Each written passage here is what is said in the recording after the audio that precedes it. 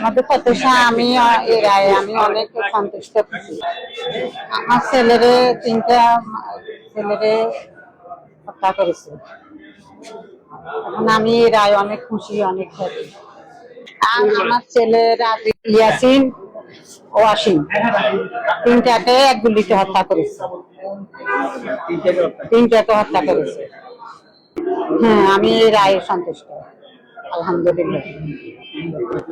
রাজীব, ওয়াসিম এবং ইয়াসিনকে সুপরিকল্পিতভাবে গুলি করে হত্যা করার অপরাধে বিজ্ঞ আদালতের এই মামলায় আজকে রাষ্ট্রপক্ষ থেকে 19 জন সাক্ষ্য প্রদান করা হয়েছে এবং বিজ্ঞ আদালতে নিরঙ্কুশভাবে অপরাধীদের অপরাধ প্রমাণিত হয়। বিজ্ঞ আদালত 3 জন আসামির ফাঁসির আদেশ দিয়েছেন এবং 2 জন আসামির যাবজ্জীবন কারাদণ্ড দিয়েছেন। এই মামলার একদম শুরু থেকে, ঘটনার শুরু থেকে শেষ পর্যন্ত মামলার বাদী পক্ষে, এজাহারকারী পক্ষে মামলাটা দায়েরও আমি করেছিলাম এবং এই মামলাটা শেষ পর্যন্ত রাষ্ট্রপক্ষের সাথে আমি সহযোগিতা করেছি, পরিচালনা করেছি। এই মামলার রায়ে আমরা সন্তুষ্ট। এবং এটা নোয়াখালী স্পেশাল জজ আদালত। এই আদালতের বিচারাধীন জজ যিনি, ওনার নাম হচ্ছে শওকত আলী।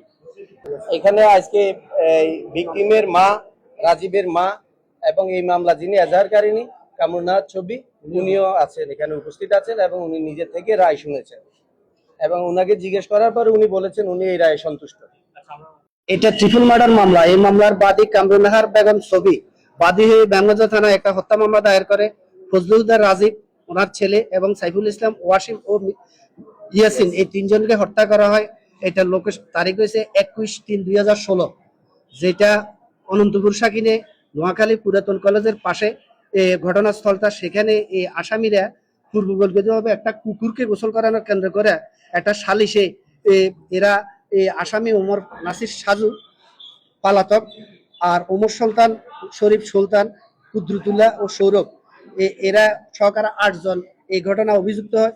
বিজ্ঞ আদালত রাষ্ট্রপক্ষে 19 জন সাক্ষীর সাক্ষ্য গ্রহণ করছেন। গ্রহণ করার পরে রাষ্ট্রপক্ষের সাক্ষীদের যুক্তিতর্ক রাষ্ট্রপক্ষ আমরা পর্যালোচনা করার পরে বিজ্ঞ আদালত এই আসামি ওমর নাসির সাজু, ওমর শরীফ সুলতান এবং সৌরভকে 302 ধারা অভিযুক্ত আমরা প্রমাণ করতে পারায় বিজ্ঞ আদালত তাদেরকে ফাঁসির আদেশ প্রদান করেন এবং 3 জন ওমর নাসির সাজু, ওমর শরীফ সুলতান, মোহাম্মদ সৌরভ, এই 3 জনের ফাঁসির আদেশ দেন এবং 1 লক্ষ টাকা জরিমানা, অনাদায়ে 1 বছরের কারাদণ্ড।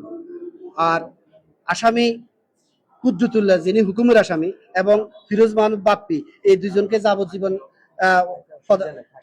সাজা প্রদান করেন।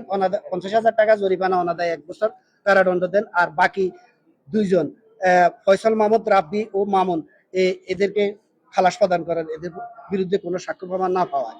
আর হারুন রশিদ বাবুলকেও যাবজ্জীবন প্রদান করা হয়। আমরা রাষ্ট্রপক্ষে মামলা প্রমাণ করতে সক্ষম হয়েছি। এই কারণে বিজ্ঞ আদালত এই রায়টা প্রদান করছেন।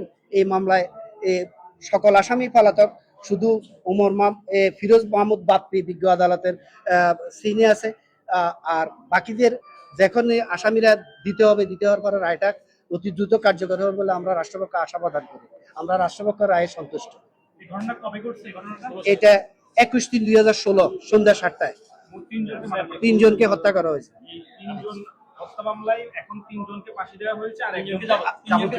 তিন জনের ফাঁসি, 3 জনের যাবজ্জীবন, আর 2 জন বেকসুর খালাস।